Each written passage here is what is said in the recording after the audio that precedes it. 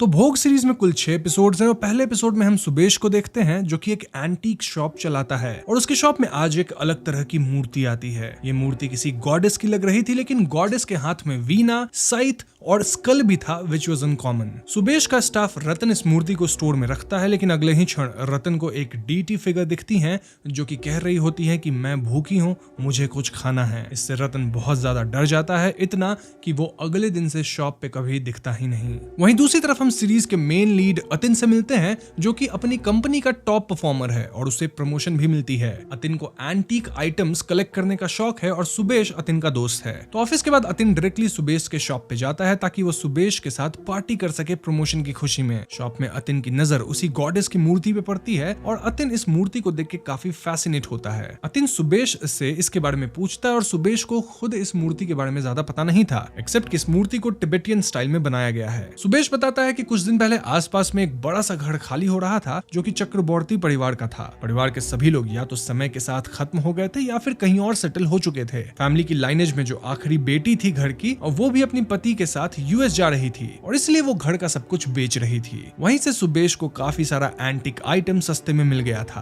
तो जब सुबेश ये आइटम्स कलेक्ट कर रहा था तो उसके पास एक बाबा आते हैं जो कि उसे फ्री में ये वाली मूर्ति देते हैं। सो यस, सुबेश को काइंड ऑफ इस मूर्ति का ना तो ओरिजिन पता है ना ही वैल्यू, उसे तो ये फ्री में मिला। अब सुबेश देखता है कि अतिन को ये मूर्ति काफी पसंद आ गई थी और ऐसे में वो अतिन को ये मूर्ति दे देता है, सेइंग कि इसके जो भी पैसे होंगे वो बाद में पे कर देना। तो इसके बाद अतिन और सुबेश क्लब में पार्टी करने जाते हैं और यहाँ अतिन एक लड़की के साथ डांस करने लगता है। तभी एकदम से अतिन को ऐसा लगता है मानो पूरा क्लब खाली हो गया हो और लाइट्स रेड हो गई है। अतिन को किसी की आवाज भी सुनाई देती है जो कि उससे खाना मांग रही होती है। फिर अचानक अतिन अपने होश में आता है और वो घर जाने का डिसाइड करता है। अब घर जाते वक्त अतिन को अपने रियर व्यू मिरर में अपनी स्वर्गवासी माँ की घोस्ट दिखती है जिससे अतिन परेशान हो जाता है, लेकिन वो इसे इग्नोर करके घर आता है और यहाँ पुष्पा जी अतिन का खाना लगाती हैं। हम समझ पाते हैं कि अतिन के माँ बाप दोनों इस दुनिया में नहीं हैं और अतिन की माँ स्वर्ग सिधारने से पहले पुष्पा जी से कह के गई थी कि आप अतिन का ख्याल रखना। तब से पुष्पा जी अतिन का माँ की तरह ख्याल रखती हैं और अतिन घर में उनके साथ ही रहता है। तो डिनर के बाद जब अतिन सोने जाता है तो उसे भी पहले सीन वाली डीटी दिखती है। इनफैक्ट अतिन को फिर से अपनी माँ की घोस्ट दिखने लगती है जिससे अतिन डर के पानी का ग्लास गिरा देता है। तभी एकदम से अतिन की नींद खुलती है और उसे लगता है कि ये सब महज सपना था, लेकिन कमरे के अंदर वाकई पानी का ग्लास गिरा हुआ था और किसी के कदमों के निशान भी थे। खैर, तो अगली सुबह अतिन गॉडेस की मूर्ति को टेबल पे रख देता है, देन मूर्ति के सामने अगरबत्ती वगैरह जला के फूल चढ़ाता है। इसके बाद अतिन के घर पे उसके अंकल भावेश उससे मिलने आते हैं और वो इस मूर्ति को देखते हैं। भावेश अंकल बताते हैं कि ये मूर्ति तिबेटियन लग रही है और जो गॉडेस है वो शायद तांत्रिक शक्ति वाली गॉडेस होंगी। वो बताते हैं कि बुद्धिज्म में भी तांत्रिक प्रक्रिया वगैरह है और यहाँ वो वज्रायना बुद्धिज्म की बात करते हैं जो कि हिंदुइज्म के तांत्रिक प्रक्रिया से इन्फ्लुएंस थे। जब 10वीं से 14वीं शताब्दी के बीच भारत पे अटैक होने लगा तो कई बुद्धिस्ट लोग तिब्बत चले गए थे और इस तरह से तांत्रिक रिचुअल्स तिब्बत में भी कैरी फॉरवर्ड हुआ। अब भावेश अंकल अतिन को डांटते हैं, सेइंग कि अतिन को इस मूर्ति की पूजा नहीं करनी चाहिए थी। क्यों? क्योंकि हर एक डीटी को पूजने का तरीका अलग होता है और अतिन अगर ऐसे बिना समझे गलत विधि से पूजा करेगा तो डीटी गुस्सा भी हो सकती है। अंकल कहते हैं कि वो कुछ दिन बाद वापस आएंगे, अपने साथ वो पास वाले पुजारी को लेके आएंगे और पुजारी शायद इस मूर्ति के बारे में कुछ बता सके।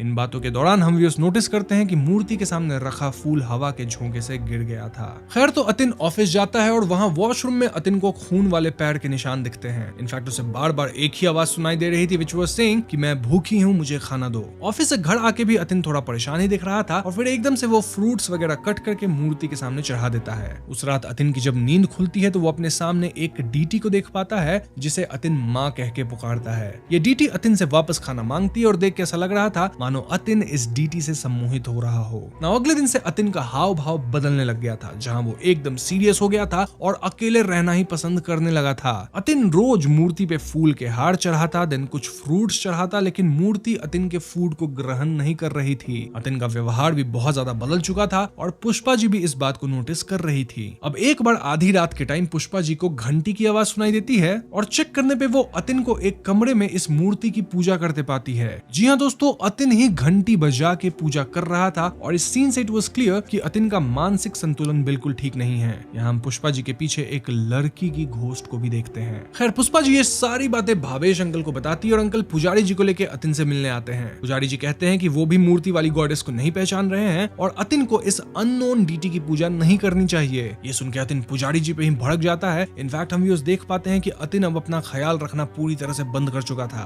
खैर, आगे आगे ऑफिस में अतिन को बेस्ट एम्प्लॉय का अवार्ड मिलता है, लेकिन पिछले कुछ दिन से तो अतिन का किसी काम में मन ही नहीं लग रहा था। उसे अवार्ड लेके बस जल्दी से घर भागना था ताकि वो मूर्ति की पूजा कर सके। अतिन के ऑफिस वाले दोस्त भी अतिन के इस अजीब बिहेवियर को नोटिस कर लिए थे और वो अतिन के लिए काफी चिंतित भी थे। अब उस रात जब अतिन ऑफिस से घर आ रहा होता है तो रास्ते में उसकी कार के सामने एक औरत आ जाती है। अतिन किसी तरह कार को रोकता है और यहाँ ये औरत अतिन से खाने को कुछ मांगती है। अतिन इस औरत को अपनी ऑफिस पार्टी वाला खाना देता है, जिसके बाद ये औरत, जिसका नाम डामड़ी है, वो कहने लगती है कि मेरे परिवार वाले मुझे घर से बाहर निकाल दिए हैं क्योंकि मेरा पति इस दुनिया को छोड़ के चला गया, तो ऐसे में आप मुझे अपने घर ले चलिए।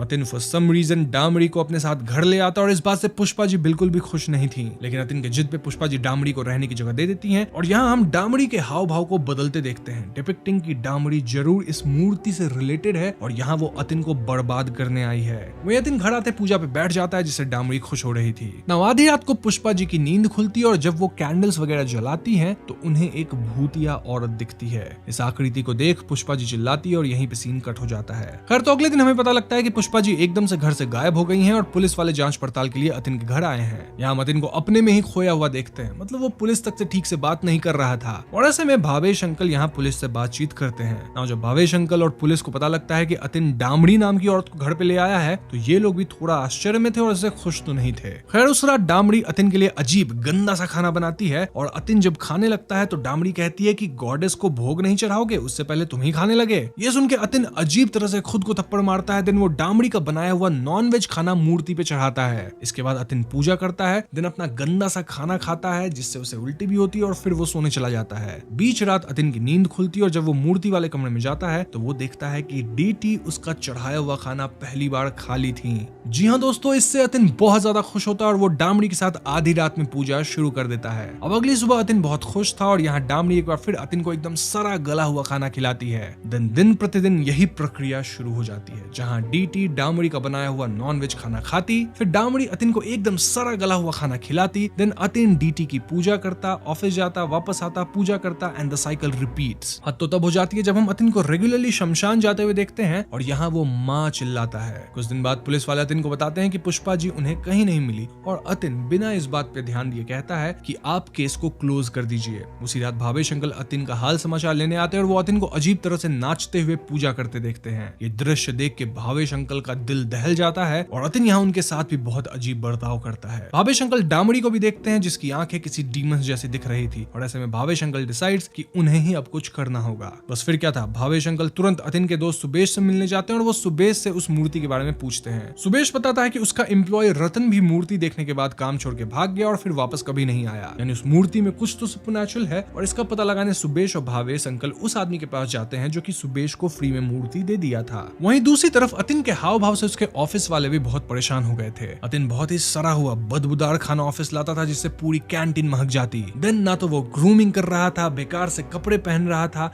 मतलब देख के लग रहा था कि इसकी हालत खराब है। जबकि पहले अतिन एक ऐसा इंसान था जो कि एकदम टिप टॉप रहता था, पार्टी वगैरह करता था, और अब उसका ये हाल था। अतिन जब भी ये सड़ा गला हुआ खाना खाता उसे उल्टी आती थी और ऐसे में अतिन के बॉस उसे मैंडेटरी 1 वीक की छुट्टी देते हैं ताकि अतिन अपना चेकअप करवा सके, अपने आप को सही ट्रैक पे ला सके। ऑफिस के बाद अतिन फिर से शमशान जाता है, देन एक ढाबे पे खाने जाता है। यहाँ अतिन को एक बूढ़े चाचा मिलते हैं जो कि अतिन से उसकी हाफ रोटी मांगते हैं। अतिन इन चाचा को अपनी रोटी का बड़ा टुकड़ा देता है और फिर चाचा कुछ अजीब बातें बोलते हैं। पहले तो वो अपना नाम कृष्ण नंदा माइत्रा बताते हैं, देन वो कहते हैं कि वो 1-2 किताबें भी लिखे हैं। इसके बाद एकदम से वो कहते हैं कि डार्क फोर्सेस ट्रू डिवोटीज को भी हार्म कर सकती हैं, लेकिन किसी भी तंत्र से ज्यादा ताकतवर है प्यार की ताकत। प्यार वाला तंत्र ही सबसे पावरफुल है। देन चाचा जी अतिन को एक बड़ा सा लॉकेट पहना देते हैं, सेइंग कि जब तक अतिन इस लॉकेट को पहन के रखेगा कोई भी बुरी ताकत उसे हाथ नहीं लगा पाएगी। अब दोस्तों ये पूरी इंटरेक्शन काफी वियर्ड सी थी, लेकिन हम ये समझ पाते हैं कि जरूर यहाँ कोई डिवाइन पावर अतिन की मदद कर रही है ताकि अतिन जो सिचुएशन में फंसा है उससे बच सके। वहीं दूसरी तरफ भावेश अंकल और सुबेश उस पुजारी से मिलने जाते हैं जो कि सुबेश को ये मूर्ति फ्री में दे दिया था। यहाँ पुजारी जी इस मूर्ति के सारे राज खोलना शुरू करते हैं। दरअसल ये कोई मामूली मूर्ति नहीं बल्कि 10 महाविद्या यानी 10 गॉडेसेस ऑफ विजडम में से 9th गॉडेस की मूर्ति है और उन्हें देवी माटुंगी बुलाते हैं। कल अमावस्या की रात है और कल शायद अतिन के जिंदगी की आखिरी रात होने वाली है। अब पुजारी जी यहाँ मूर्ति को लेकर कई और बातें भी बताते हैं जो कि मैं आपको वीडियो में आगे बताऊंगा। फॉर नाउ अगर हम अतिन की बात करें तो लॉकेट पहनते ही अतिन की मेंटल स्टेट सुधरने लगती है। घर आके वो हफ्तों बाद रियलाइज करता है कि उसका घर कितना ज्यादा गंदा था। ऐसे में वो डामड़ी पे भड़कता है, लेकिन डामड़ी कहती है कि वो आज बीमार है तो वो आज काम नहीं कर सकती। अब अतिन नोटिस करता है कि कि कैसे उसके घर के नीचे कुछ रिचुअल जैसे साइंस बने हुए थे और वहां कई पंछी और बिल्ली जैसे जानवर समाप्त पड़े हुए थे। अतिन यहाँ पुलिस को कॉल करके पुष्पा जी के बारे में भी पूछता है, लेकिन पुलिस वाले कहते हैं कि आपके कहने पे ही तो हमने केस को क्लोज कर दिया है। ऐसे में अतिन तुरंत अपने एक दोस्त से बात करता है ताकि वो पुष्पा जी की लॉस्ट फोटो पेपर में छपवा सके। उस रात अतिन को 2 घोस्ट्स भी हॉन्ट करते हैं और अतिन यहाँ डामड़ी का भी असली भूतिया चेहरा देखता है। ये 2 रैंडम जो घोस्ट है वो डामड़ी के ही घोस्ट हो सकते हैं या फिर गॉडेस से रिलेटेड है। अब डामड़ी कहती है कि आज वो पूरा घर क्लियर करेगी और आज रात अतिन ऑफिस से लेट आए क्योंकि आज रात गॉडेस को ग्रैंड ऑफरिंग देना है जिसके लिए डामड़ी तैयारी करेगी। ये कह के डामड़ी एकदम क्रीपली हंसने लगती है और सेंसिबल अतिन को समझ आ गया था कि यहाँ कुछ तो बहुत ज्यादा गड़बड़ है। Now coming to Subesh, Bhavesh uncle and Pujari जी।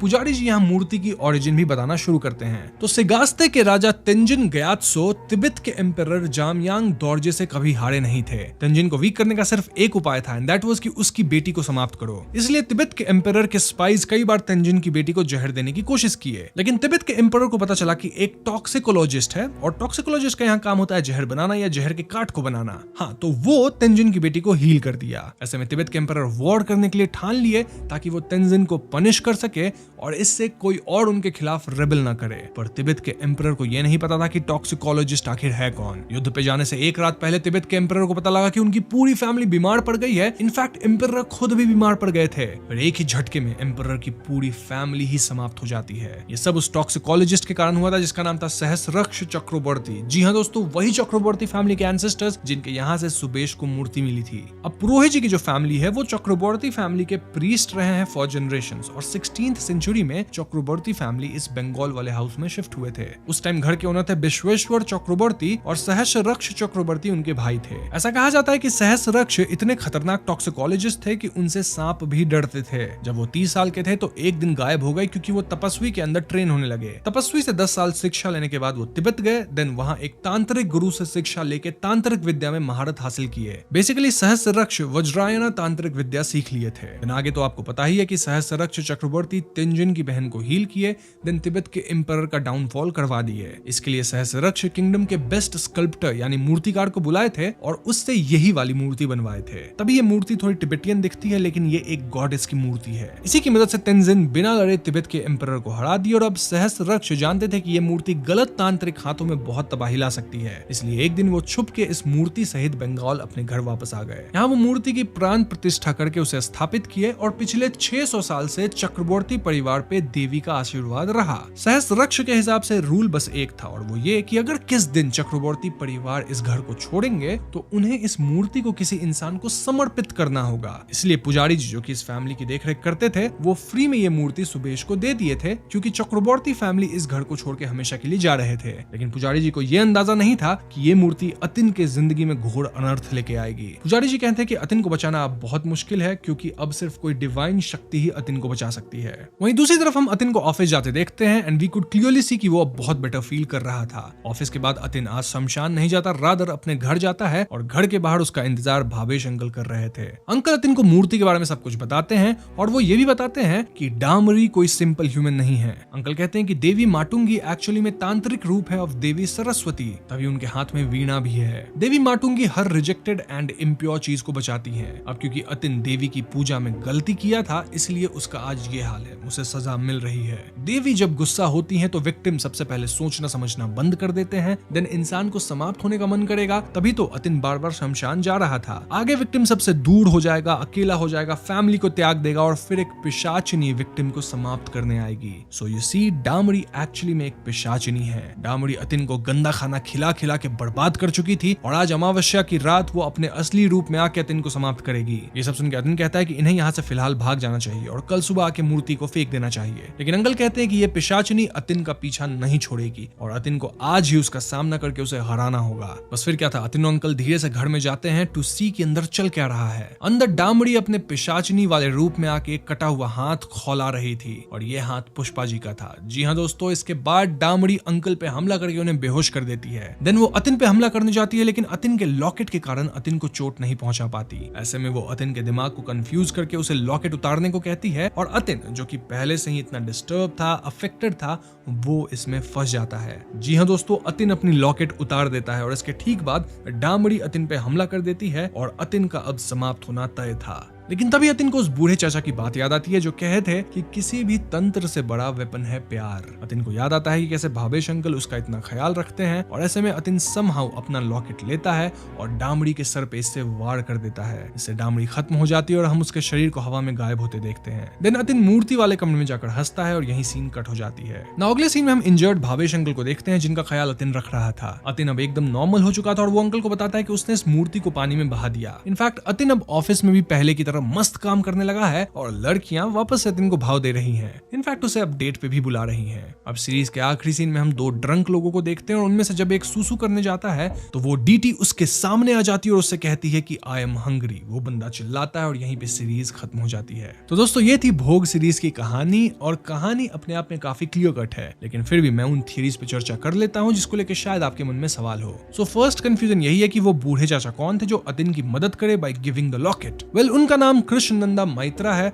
और वो अतिन को ढाबे पे मिले थे। चाचा अतिन को एक लॉकेट देके बोले थे कि इससे अतिन को कोई भी बुरी ताकत और डार्क फोर्स हाथ नहीं लगा सकेगी। ये लॉकेट अतिन के लिए एक तरह से रक्षा कवच बन गया और यहाँ हम कह सकते हैं कि चाचा कोई डिवाइन पावर थे जो कि अतिन को बचाने आए थे। देखो पुजारी जी जब भावेश अंकल को मूर्ति के बारे में बता रहे होते हैं तो वो क्लियरली कहते हैं कि अतिन को अब हम नहीं बचा सकते, सिर्फ कोई डिवाइन पावर ही बचा सकती है। सो यस, ये बूढ़े चाचा जो थे वो एक डिवाइन शक्ति थे जो कि अतिन को बचाने आए थे। अब अगर पुष्पा जी की बात की जाए तो सैडली उन्हें डामरी खत्म कर दी, तभी तो हम उनकी हाथ को देख पाते हैं। अब सीरीज के लास्ट में एक बार फिर गॉडेस अपने प्रेजेंस को दिखाती हैं जहां वो एक ड्रंक इंसान से मिलकर बोलती हैं आई एम हंग्री। इससे ये हिंट मिलता है कि वो गॉडेस वापस आने वाली हैं, लेकिन सवाल ये है कि वापस आई कैसे। देखो यहाँ अगेन दो गलतियां हो चुकी है। देखो पहली गलती ये है कि अतिन को ये मूर्ति किसी को सौंपना था जो कि इस मूर्ति को समझता, उसकी सही ढंग से पूजा करता, प्राण प्रतिष्ठा करता और मूर्ति को शांत कर देता। लेकिन अतिन ऐसा किया नहीं, रादर वो मूर्ति को पानी में बहा दिया। इससे मूर्ति शांत तो हुई नहीं होगी और मूर्ति किसी तट पे आई और वही यहाँ पे हुआ। मतलब मूर्ति किसी शोर पे आई होगी, देन वहां ये लोग थे जो कि पी रहे थे एंड देन डीटी उनके सामने आ गई। सो ये second mistake kind of involuntary है इन दो पीने वाले लोगों का जो कि किसी तरह से मूर्ति के संपर्क में आ गए हैं और अब उनकी लाइफ बर्बाद होने वाली है, मतलब उनमें से एक की। सो यस, इस फाइनल सीन को देख के तो ऐसा ही लगता है कि भोग का सीजन 2 भी आ सकता है। ये सीरीज पूरा गुड और इविल के कॉन्फ्लिक्ट पे बेस्ड है और दिखाता है कि जब हम चीजों को समझे बिना अपनी जिंदगी में डाल लेते हैं तो वो हमारे लिए कितनी बड़ी मुसीबत बन सकती है। अतिन का डाउनफॉल यही दिखाता है कि इग्नोरेंस किस तरह से डार्क फोर्सेस को हमारी लाइफ में इन्वाइट कर लेती है। देन एक ये भी मैसेज है कि प्यार और इमोशनल कनेक्शन सबसे बड़ी ताकत है। अतिन का अपने अंकल भावेश के साथ का जो प्यार था वो काइंड ऑफ अतिन के लिए शील्ड बन गया जिसकी मदद से अतिन सबसे बड़ी ताकत को हरा दिया। बूढ़े चाचा के कहने पे अतिन को अपने प्यार के कनेक्शंस एंड केयर को समझना पड़ता है। अब अगर आप शुरुआत से अतिन को देखोगे तो वो अपने रिलेशनशिप पे ध्यान नहीं देता था, अपने रिलेटिव से मिलता नहीं था, भावेश अंकल को कॉल नहीं करता था, देन पुष्पा जी से ठीक से बात नहीं करता था, मतलब प्यार से बात करता था लेकिन उतना भाव नहीं देता था। बट अब अतिन का पर्सपेक्टिव लाइफ को लेकर बदल गया है क्योंकि एंड में हम देखते हैं कि वो भावेश अंकल का पूरी अच्छी तरीके से ख्याल रख रहा है। सो हाँ, रिलेशनशिप्स बहुत ज्यादा मैटर करते हैं, ये बात अतिन को समझ आ गई है। और एक और चीज फिल्म में दिखाई गई कि कैसे अतिन रिलेशनशिप से इतना भागता है कि वो शादी तक नहीं करना चाहता था, बट एंड में जब वो एक लड़की के साथ डेट पे जाने के लिए रेडी हो जाता है, दिस शोज कि वो अपनी लाइफ में मूव कर रहा है, शायद अपने स्टेबिलिटी खोज रहा है, रिलेशनशिप्स खोज रहा है। सो यस, भोग सीरीज इन्हीं सारी चीज एंड थीम्स को दिखाती है और यहाँ मैंने आपको सारी थ्योरीज बता दी है। बाकी मूर्ति की ओरिजिन और चक्रवर्ती फैमिली की जो हिस्ट्री है वो मैंने आपको एक्सप्लेनेशन के दौरान ही बता दी है, जिसे मैं अब रिपीट नहीं करूंगा। स्टिल अगर आपके मन में कोई डाउट है तो आप मुझसे बेफिक्र कमेंट्स में पूछ लीजिए, मैं आपको रिप्लाई कर दूंगा। वहीं अगर मुझसे कुछ मिस हुआ हो तो वो भी आप मुझे कमेंट्स में बता दीजिएगा। अब वीडियो पसंद आई हो तो लाइक और शेयर करें, सारे चैनल पर नए हैं तो हमें सब्सक्राइब भी कीजिएगा क्योंकि हम अपने चैनल पे ऐसे वीडियोस लाते रहते हैं। पीस।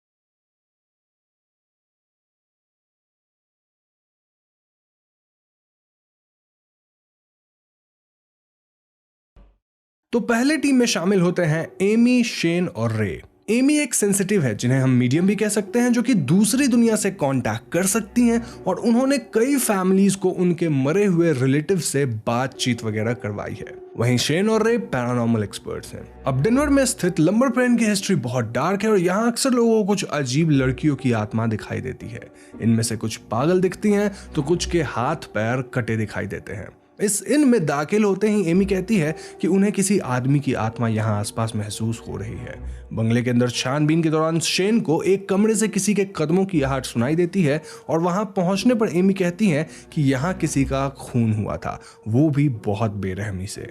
वो ये भी बताती है कि यहाँ वो एक औरत को महसूस कर पा रही हैं जिसके चेहरे से खून बह रहा है। नाउ स्टेयरकेस के पास भी टीम को काफी नेगेटिव एनर्जी महसूस हो रही थी और ऐसे में टीम बेडरूम से अपना इन्वेस्टिगेशन स्टार्ट करती है।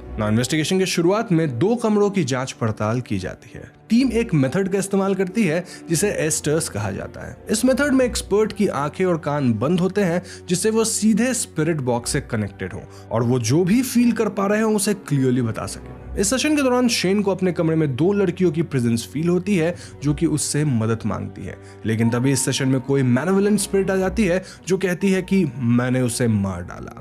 इससे शेन बहुत घबरा जाता है और तुरंत सेशन को खत्म करता है। इसके बाद एमी को भी अपने कमरे में इन्हीं लड़कियों की आत्मा महसूस होती है और हमें बताया जाता है कि 1970 में इनके वैलेंटाइन स्वीट में 2 लड़कियों को ब्रूटली मार दिया गया था। इस हादसे के बाद लोग अक्सर इनकी आत्माओं को यहाँ देख पाते हैं। खैर, नेक्स्ट सीन में टीम बेसमेंट में जाती है और यहाँ इन्हें एक ट्रैप डोर नजर आता है जहाँ एक डार्क स्टोरेज रूम था। टीम यहाँ दाखिल होती है और एक बार फिर से ईस्टर्स मेथड यूज करती है। इस बार मेरे को 1970 में जो कत्ल हुए थे उनके विक्टिम्स का नाम पता चलता है एंड दीज वेर कारा एंड मेरियान। इन्वेस्टिगेटर्स दावा करते हैं कि इस सेलर की हवा बहुत भारी महसूस हो रही थी और उन्हें कोई स्पिरिट बार बार यहाँ से निकल जाने को कह रही थी, सेइंग ये मेरा घर है। एक सेशन के दौरान कारा नाम की लड़की इनसे कांटेक्ट करती है जो कहती है कि यहाँ एक इविल आदमी मौजूद है जो उन्हें बात करने नहीं दे रहा। ये बात होने के बाद सचमुच ही स्पिरिचुअल कांटेक्ट टूटने लगता है और तभी एक हादसा होता है। शेन को महसूस होता है कि किसी ने बेड के नीचे से उसके पैर पकड़ लिए। शेन हड़बड़ा के नीचे देखता है जहां उसे एक लड़की का कटा छटा बदन दिखाई देता है। ये लड़की बहुत डरावनी लग रही थी जिससे कि सभी बहुत डर जाते हैं। आगे टीम घर के एटिक को इन्वेस्टिगेट करने जाती है और यहाँ दाखिल होते ही एमी को अपने कान में एक रिंगिंग की आवाज सुनाई देती है जिसका मतलब था कि कोई आत्मा कुछ कहना चाहती थी। तभी रे देखता है कि ऊपर टंगे कैंडल्स में से एक जोर जोर से हिल रहा है। गौर करने वाली बात यह थी कि एटिक में हवा का कोई सोर्स नहीं था। इसी दौरान उन्हें बाहर से एक श्रिल साउंड सुनाई देती है और वो पाते हैं कि बाहर का दरवाजा अपने आप खुल गया था। यही नहीं, निक को भी एक लड़की की छवि दिखाई देती है और कोई उससे हल्के विस्पर में कहता है कि मैंने ही एटिक में वो कैंडल हिलाया था। इसके बाद वहां कुछ और अजीबोगरीब घटनाएं होती हैं जैसे किचन के सारे कैबिनेट्स अपने आप खुल जाना, चीजें इधर उधर होना इत्यादि। ना अब तक टीम को यहाँ रहते कुछ दिन बीत चुके थे। इनफैक्ट 17th डे को शेन एक सेंसरी डिप्रीवेशन टैंक सेशन करता है जहां वो नमक और पानी के एक टैंक के थ्रू आत्माओं से कांटेक्ट करता है। सेशन के बाद शेन बताता है कि उसने अपने सेशन में मेरियान की मौत देखी। वो कहता है कि मेरियान सीढ़ियों के पास खड़ी थी जब सामने के दरवाजे से एक किलर आता है। यह किलर उसे घुटनों पे बैठने कहता है जहां मेरियान उसे भीख मांगती है कि वो उसे जाने दे क्योंकि उसके बच्चे उसका इंतजार कर रहे हैं, लेकिन फिर भी ये किलर उसे मार डालता है। यही नहीं, शेन और भी कई दर्दनाक मौतें इस प्रॉपर्टी पे देख पाते हैं। इनफैक्ट कई लड़कियां और बच्चे इस सीरियल किलर का शिकार हो रहे थे। इन्हीं विक्टिम्स में से कुछ की आत्माएं आज भी इस इन के कोने कोने में छिपी हुई है एज इफ उन्हें किसी का डर हो। इसके बाद अगले रात एमी, शेन और रे एक सियांस परफॉर्म करते हैं जहां ये स्पिरिट्स उनसे कांटेक्ट करती है और शेन एक आवाज सुन पाते हैं जो कि कहती है चेक बिलो। इस बात को सुनकर टीम बेसमेंट के ट्रैप डोर रूम को दोबारा चेक करती है और इस बार यहाँ चेक करने पे रे को एक न्यूज़पेपर मिलता है जिसमें एक और लड़की के कत्ल होने की खबर छपी थी। ये आर्टिकल इस सेल के कोने में छिपाकर कई सालों से रखा गया था। शेन और एमी की टीम कंक्लूड करती है कि जो भी यहाँ सीरियल किलर था शायद वो अपने दिनों में यहीं छुप कर रहता होगा और लंबर पेरन में यह कत्ल परफॉर्म करता होगा। टीम देख पाती है कि सेल में मौजूद एक मैन होल के थ्रू आसानी से अंदर बाहर जाया जा सकता था जो कि किसी भी घटना को अंजाम देने के लिए काफी था। इसके बाद टीम वहां प्रेयर्स वगैरह परफॉर्म करती है और फाइनली वहां मौजूद स्पिरिट रेल्म को पूरी तरह से खत्म कर पाती है। अब स्पिरिट रेल्म कहीं भी हो सकता है और कई बार तो ये लोगों के आसपास होता है और उन्हें पता तक नहीं चलता। ऐसा ही कुछ कुकू एफएम पे अवेलेबल हॉरर फाइल्स कहानी में होता है, जहां योजन अपने दोस्त जयपाल के घर जाता है और खेल खेल में जयपाल को पता चलता है कि योजन और उसके सारे दोस्त जीवित ही नहीं है। तो ऐसे में क्या जयपाल योजन को कन्फ्रंट करेगा एंड देन उसके बाद क्या होगा, जानिए कुकू एफएम पे। देखो, कुकू एफएम इंडिया का लीडिंग ऑडियो शो प्लेटफॉर्म है जहां 10,000 से भी ज्यादा ऑडियो शोज अवेलेबल हैं और ये रीजनल लैंग्वेजेस में भी अवेलेबल है, including Hindi and English. Kuku FM का ईयरली सब्सक्रिप्शन 399 रुपीज का है और अगर आप मेरा कोड HAUNTT50 यानी कि हॉन्ट 50 का इस्तेमाल करते हैं तो आपको ईयरली सब्सक्रिप्शन में मिल जाएगा 50% ऑफ, यानी कि सिर्फ 199 रुपए में। बस ध्यान रहे कि ये ऑफर सिर्फ 250 यूजर्स के लिए है। साथ ही जो 100 लकी यूजर्स होंगे उनको ईयरली सब्सक्रिप्शन पे 100% कैशबैक मिल जाएगा। देर मत करो, लिंक डिस्क्रिप्शन और पिन कमेंट में है, उस पर क्लिक करो, कुकू एफएम को डाउनलोड करो और वहां मेरा कोड HAUNTT50 यूज करना मत भूलना। Happy listening.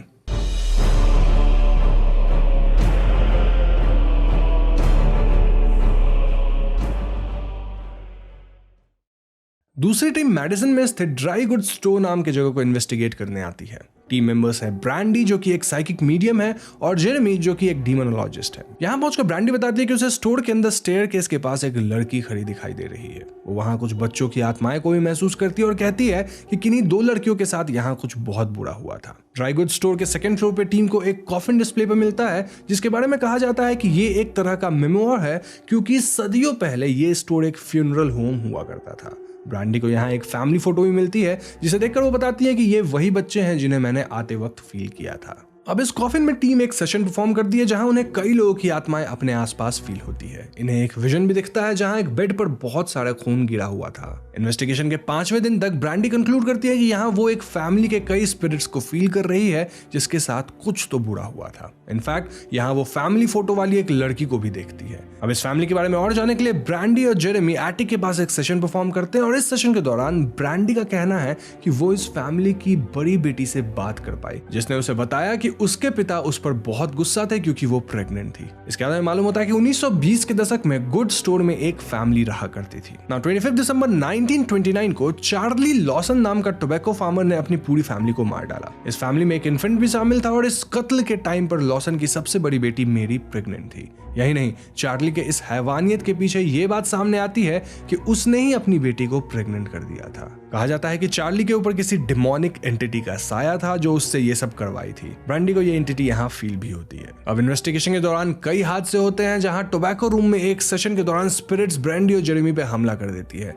उन्हें किसी की तेज कदमों की आवाज आती है जो कि उनकी तरफ ही दौड़ रही थी और ऐसा लगता है कि कोई गेट आउट बार बार कह रहा हो। जेरेमी तो पोजीशन की हालत में पहुंच जाता है और वैसे ही हैबिट्स शो करने लगता है जैसे चार्ली ने अपने सामूहिक कत्ल के पहले दिखाई थी, like anger burst out, negativity, और वो अपनी एनर्जी ऑलमोस्ट खो देता है। अगले दिन जेरेमी की तबीयत बहुत खराब हो जाती है और ब्रांडी उसे उसी वक्त हॉस्पिटल भिजवाती है। हॉस्पिटल से वापस आने के बाद जेरेमी और ब्रांडी डिसाइड करते हैं कि वो अपनी साइकिक एबिलिटीज की मदद से इस जगह आत्माओं से बात करेंगे और उन्हें रोशनी की तरफ गाइड करेंगे। इस दौरान स्पिरिट्स वापस से जेरेमी पर अटैक करने की कोशिश करती हैं। इनफैक्ट रिचुअल के दौरान एक वास उसके ऊपर गिरा भी देती हैं, लेकिन इस बार जेरेमी इस नेगेटिव एनर्जी को पूरे यकीन के साथ यहाँ से चले जाने को कहता है। ब्रांडी भी अपने साइकिक एबिलिटी से इस स्टोर में सदियों पहले रहने वाली आत्माओं को अब आजाद होने की गुहार लगाती है। रात भर के प्रेयर्स और रिचुअल्स के बाद ड्राई गुड स्टोर में शांति वापस आ गई थी और सब कुछ ठीक हो गया था। यानी कहा जाए तो यहाँ से पैरानॉर्मल एक्टिविटीज खत्म हो गई थी।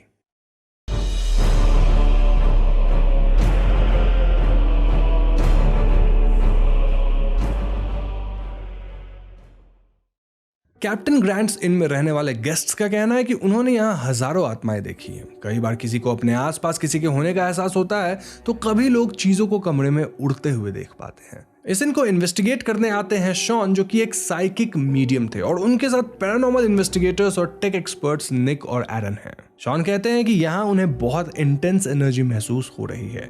इनके एटिक में निक को अचानक ऐसा लगता है मानो उन्हें कोई छू के गुजरा हो। ओवरऑल टीम कंक्लूड करती है कि इन्वेस्टिगेशन की शुरुआत 2nd फ्लोर के बेडरूम और एटिक से करनी चाहिए क्योंकि यही 2 हॉटस्पॉट्स हैं। तो इसके बाद शॉन एक स्पिरिट बॉक्स का इस्तेमाल करते हैं और बताते हैं कि वो किसी औरत की आवाज सुन रहे हैं जो अपना नाम एडिलेड बता रही है। उन्हें कई स्पिरिट्स फील होते हैं जो लगातार उन्हें यहाँ से चले जाने को कह रहे थे। एक स्पिरिट तो शॉन को साइकिक और लीव कह के डराने की भी कोशिश करती है। तभी तभी शॉन के सर में काफी दर्द महसूस होने लगता है और वो कहते हैं कि ऐसा तब होता है जब कई आत्माएं एक साथ हमला करें। वो आगे कहते हैं कि यहाँ कई इंटेलिजेंट बीइंग्स हैं जिसमें से एडिलेड नाम की आत्मा उनसे कांटेक्ट करने की भरपूर कोशिश कर रही है। हिस्टोरिकली कैप्टन ग्रांट्स इन 250 साल पहले से कनेक्टिकट में रहा है। पहले यहाँ रिवॉल्यूशनरी वॉर के कुछ सैनिक रहा करते थे और इसके बाद सिविल वॉर के टाइम कई स्लेव्स को यहाँ रखा गया था। इस इन से कुछ दूरी पर कनेक्टिकट का सबसे पुराना बरियल ग्राउंड भी है जहाँ हजारों साल से कब्रें बनी जा रही हैं। खैर, अगले रात के सेशन के दौरान निक और शॉन दोबारा एडिलेड को सुन पाते हैं जो सरप्राइजिंगली खुद को कैप्टन ग्रांट की वाइफ बताती है। इस दौरान निक को भी फीमेल आवाज सुनाई देती है और ऐसे में टीम एडिलेड से उसके यहाँ आने का कारण पूछती है। इस सवाल के जवाब में एडिलेड पास ही के सेमेट्री की तरफ इशारा करती है। सेमेट्री में चेक करने पे उन्हें कैप्टन ग्रांट और एडिलेड दोनों का ग्रेव आसपास मिलता है।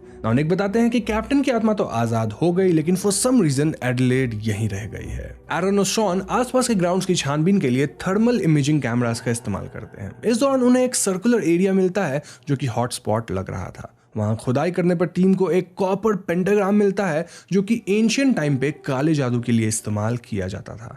हमें बताया जाता है कि हिस्ट्री के अकॉर्डिंग ये पेंटाग्राम इस इन में रहने वाले जोनाथन ब्रूअर का रहा होगा जो 1600 के दशक में यहाँ रहता था और ऑकल्ट वगैरह प्रैक्टिस करता था। ब्रूअर का मानना था कि वो काले जादू की मदद से एलिक्सर ऑफ लाइफ नाम का पदार्थ बना सकता है जिससे कि दुनिया की कोई भी बीमारी ठीक हो सके। टीम ये अंदाजा लगाती है कि इस काले जादू के असर की वजह से ही आत्माएं आज भी इस इन में कैद है। अब तक टीम की मदद सबसे ज्यादा एडिलेड की आत्मा ने की थी और शॉन उससे कांटेक्ट बनाने के लिए वापस से रूम में मोशन सेंसर्स वगैरह सेटअप करते हैं ताकि इन आत्माओं के कैद होने की गुत्थी को सुलझाया जा सके।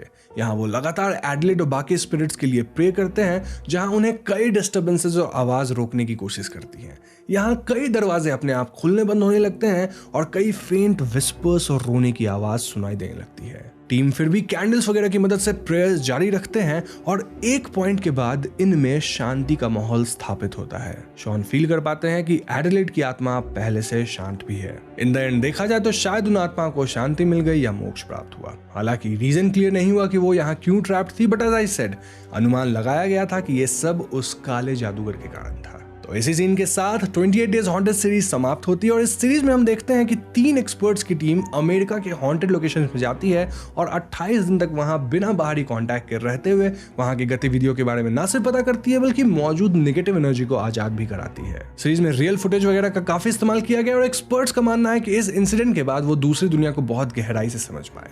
इस एक्सपीरियंस के बाद हम मान सकते हैं कि 28 दिन सचमुच में किसी हॉन्टेड जगह को पूरी तरह से जानने के लिए सही पीरियड है। लेकिन ऑन द कॉन्ट्रारी कई लोग मानते हैं कि ये जो पूरा पैरानॉर्मल इन्वेस्टिगेशन का जो खेल है ये नकली होता है और सिर्फ हमारे एंटरटेनमेंट के लिए होता है। कई बार ये बेवकूफ बनाने के लिए भी होता है। बट यहाँ मैं आपसे आपकी ओपिनियन जानना चाहूंगा कि क्या आप इस तरह के इन्वेस्टिगेशंस पे भरोसा करते हैं या फिर ये सब सिर्फ एक सेटअप होता है हमें एंटरटेन या बेवकूफ बनाने के लिए। अब एंटरटेनमेंट ठीक है, जैसे WWE भी होता है, वहां पे पूरा स्क्रिप्टेड होता है, एंटरटेनमेंट होता है, वो बहुत अच्छी चीज है।